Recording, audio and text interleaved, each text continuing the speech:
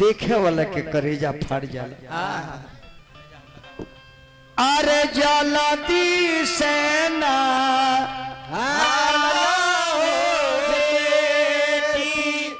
जलती छोड़ा हो घरिया। अरे दुआरा पर आइले हो बेटी तोहारी हो बरातिया। अरे नइखे उठते लोटवा होया नइखे उठत सा बुनिया।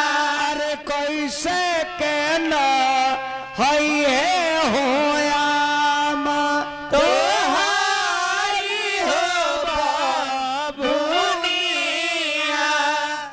एक और गीत माई बहलो गावेला हम सुनले बानी के कारा तलवाऊ पति पानी देला है। के कोरा कलवाऊ पति पानी देला है। के कारा धिया वाया जाती से नहाली है। के कोरा धिया वाया गली से नहाली है। जनक जी के कालावा हिमाचल राजा के कालावा पति पानी देला है। हिमाचल राजा के कलवाऊ पति पानी देला है। बाबू सोनू कुमार सिंह जी लौआ सोनू बाबू हमारा सोनू सिंह साधु हमार चेला बानी 551 रुपया दिल बानी बबुआ के बहुत शुभकामना बा। हिमाचल जी के कालावा देला है। हिमाचल जी के कलवाऊ पति पानी देला है। मैना रानी के धिया रानी के धिया वाया गली से नहाली है। साबुन भी तैयार है। शैम्पू भी तैयार है।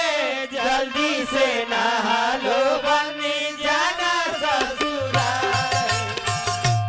जब लड़की स्नान कर ले त आंगन में भसुर लो आवेला गुरहथनी में।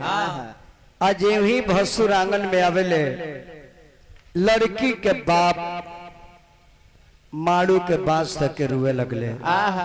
लड़की के चाचा दरवाजा धके रुआ तारे आ लड़की के भाई बैठ के कुर्सी पर होता रहे। अब भसुर हंसता होता रहे। ये दुल्हा से के जेठ भाई है जीवा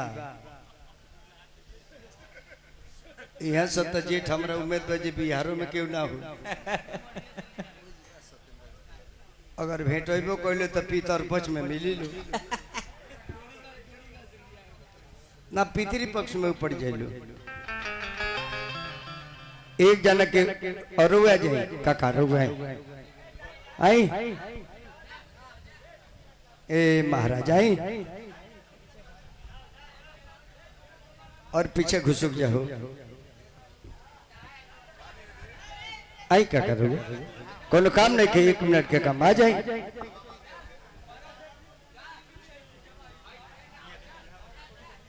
आई आई चढ़ाते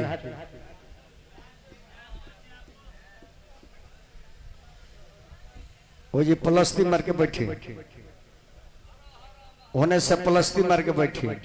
हर हर महादेव हर